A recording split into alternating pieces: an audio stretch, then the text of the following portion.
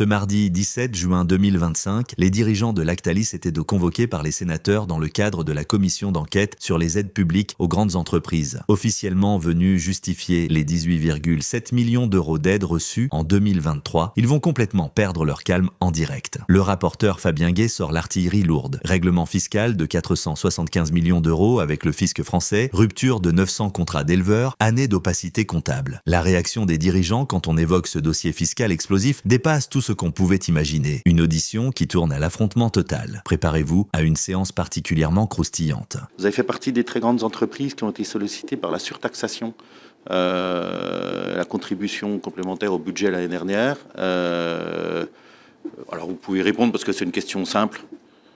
Alors on fait partie du dispositif, oui, et on aura une... Oui. Et vous avez contribué à quelle hauteur ? Ça varie. Si vous avez contribué. Alors on sera évidemment soumis à cette taxation additionnelle qui augmentera le taux de l'impôt société d'un peu plus de 40% pour le faire passer de 25 à un peu plus de 36.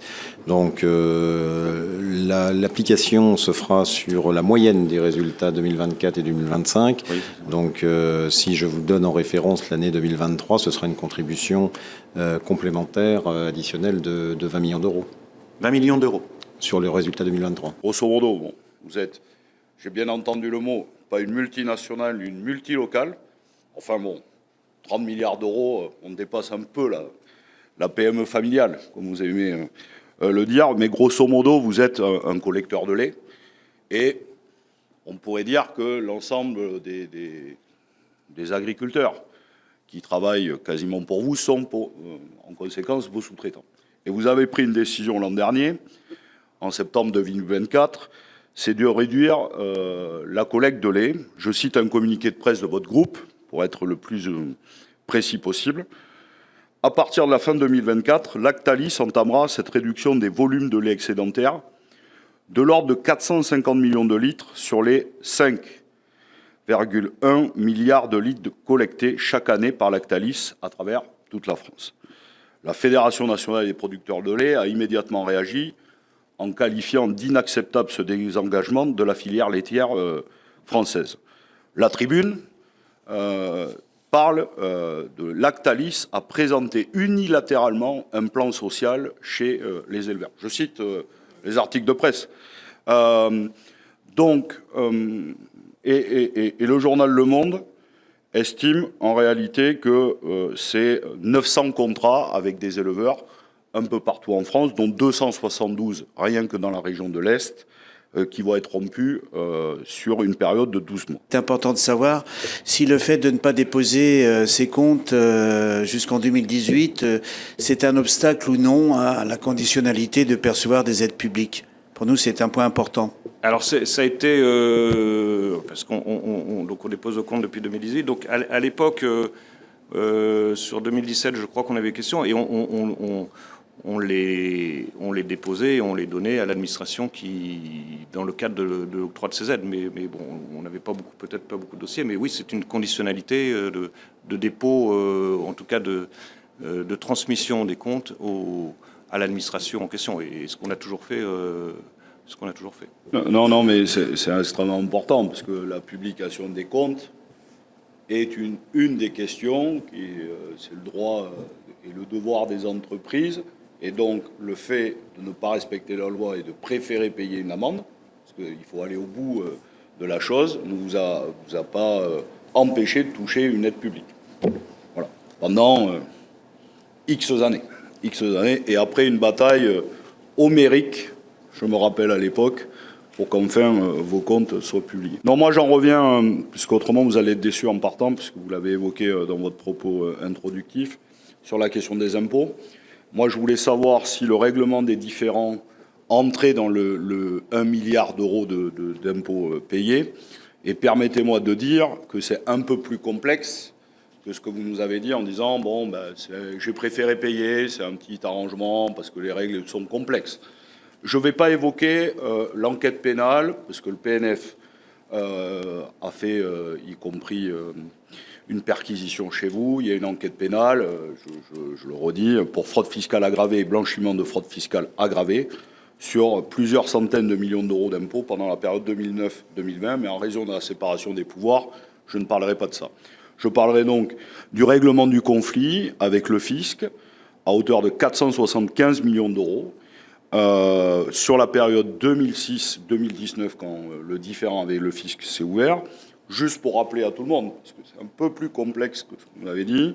Donc quand vous émettez une facture à l'agriculteur, pendant 45 jours, il y a une dette fictive qui remonte donc à BSA France, qui remonte lui aussi à BSA International en Belgique, qui lui organise les créances et les emprunts entre filiales, qui, créances et emprunts, vont dans une société à Nentens au Luxembourg, qui lui-même est épaulé par la Société Générale Bank Trust, dont la lutte contre le blanchiment d'argent au niveau européen basé à Francfort dit que la Société Générale Bank Trust est l'expert de l'expert de l'évasion fiscale et de les créances offshore. Voilà. Je dis ça, ça s'appuie quand même sur plusieurs, en réalité, enquêtes journalistiques dont la plus poussée a été disclose. Donc je dis ça parce que ce règlement de 475 millions d'euros du fisc, donc sur une longue période, permet quand même à un certain nombre d'entreprises, dont la vôtre, mais il y en a d'autres, de minorer quand même un certain nombre de fois l'impôt et d'arriver et de dire, bon, finalement, on préfère un règlement à l'amiable plutôt que d'aller au procès.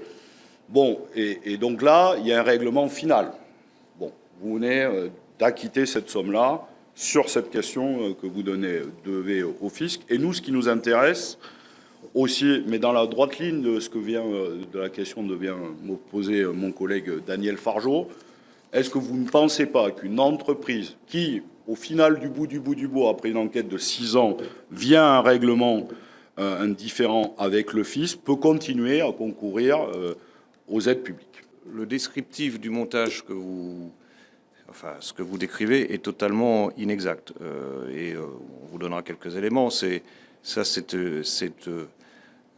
l'imagination de la Confédération paysanne et qui a été relayée effectivement par Disclose et qui est complètement en dehors de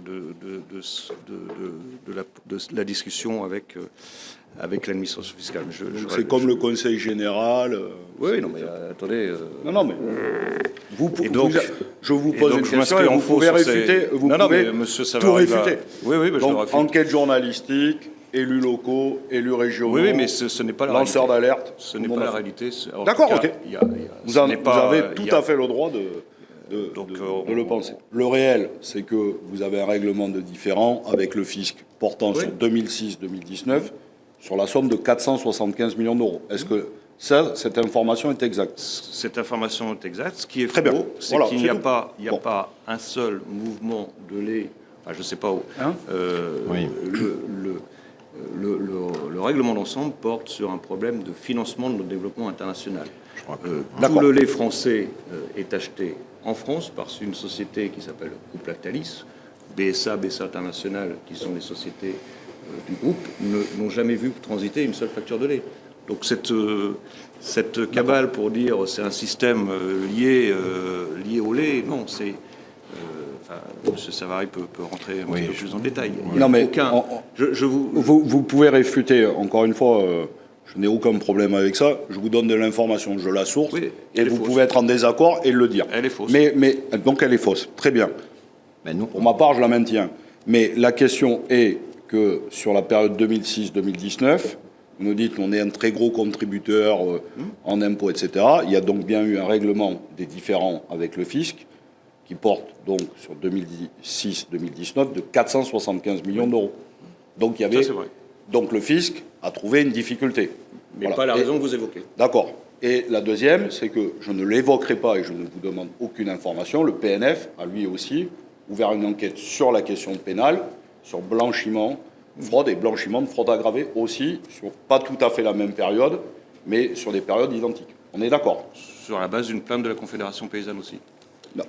Oui, en général, quand le PNF se saisit, il y a des choses. En tout cas, ils font son enquête et nous ne l'évoquons pas. Je précise effectivement que les allégations auxquelles vous faites état, parues notamment dans Disclose, qui sont basées sur des schémas qui sont complètement imaginaires, basé sur des dettes fictives qui seraient potentiellement basées sur la collecte de lait en France, qui seraient transférées au Luxembourg et en Belgique. Moi, je pense que la fictivité, c'est tout simplement la pertinence de l'enquête qui a été faite par rapport à ça.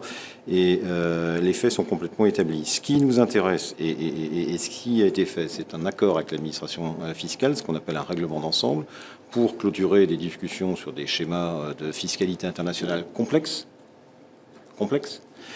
qui met fin au contentieux et qui nous évite à un moment donné une sorte d'incertitude juridique. De quoi on parle en réalité? On parle de structures qui n'interviennent en rien dans la collecte du lait en France, mais qui sont intervenues en 2006 pour participer au financement du développement international du groupe. Donc ce qui est discuté avec l'administration, c'est un problème de territorialité de l'impôt sur des intérêts facturés, sur des prêts qui ont permis à un moment donné de financer le développement international de l'entreprise. On n'a absolument rien à voir avec la collecte de lait en France qui est faite chaque mois et qui donne lieu à des factures et des paiements des factures aux producteurs chacune des décades. Je crois qu'il faut être clair là-dessus. Et encore une fois, de toute façon, la fictivité du schéma, c'est plutôt la fictivité de l'enquête. Monsieur Beignet, puisque tout est faux, je pense que vous auriez dû aller jusqu'au procès. Parce que si exactement toutes les révélations et toutes les questions que nous avons soulevées étaient fausses, plutôt que d'avoir un règlement qui va pénaliser extrêmement fortement votre groupe, un demi-milliard d'euros, puisque vous êtes sûr de vous et que toutes les allégations sont fausses, vous auriez dû aller au procès et sans doute vous auriez gagné, puisque effectivement vous n'aurez pas eu à régler cette amende. Dit règlement des différends, c'est mieux parler et ça vous aurait évité de payer cette amende pour rien. C'est dommage.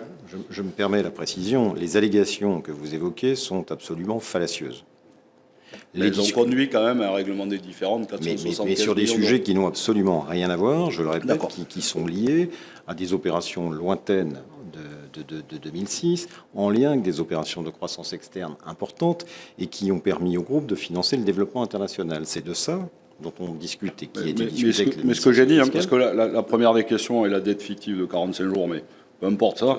Mais le fait que vous remontiez de BSA France à BSA International, que l'ensemble des filiales se prêtent de l'argent et les créances et puissent faire... Non mais je veux dire, le montage, on va pas y entrer. Le montage est extrêmement long. Vous faites état d'un montage imaginaire que vous avez quand même un règlement des différends. Non mais c'est sur des sujets qui n'ont absolument, si vous me permettez, monsieur le rapporteur, rien à voir. Il faut quand même rétablir un certain nombre de vérités et si l'administration a à un moment donné accepté de rentrer dans des discussions, dans une transaction, dans un règlement d'ensemble, c'est que les incertitudes juridiques pesaient de part et d'autre et qu'on a souhaité en responsabilité s'éviter des démêlés judiciaires pour se concentrer sur le développement international. Je crois que c'est ça qu'il faut dire. Si vous avez loupé notre vidéo sur l'audition de Bruno Le Maire et le détournement de 4,2 millions d'euros par Michelin, c'est juste ici.